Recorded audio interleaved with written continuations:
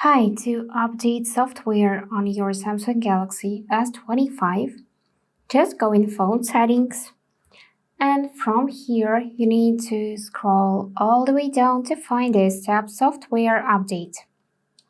Tap it and tap on Download and Install.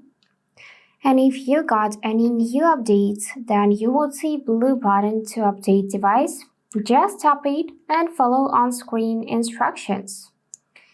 So your phone will simply turn off and then turn back on already updated. Then you can go back and find last update information here.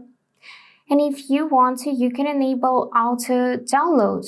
For that, tap here and choose either using Wi-Fi or Wi-Fi and mobile data. But in that case, you can get additional charges. So tap either Wi-Fi or Wi-Fi and mobile data. And that's all for today. If this video was helpful, please subscribe, like, and comment. And I wish you all the best. Bye bye.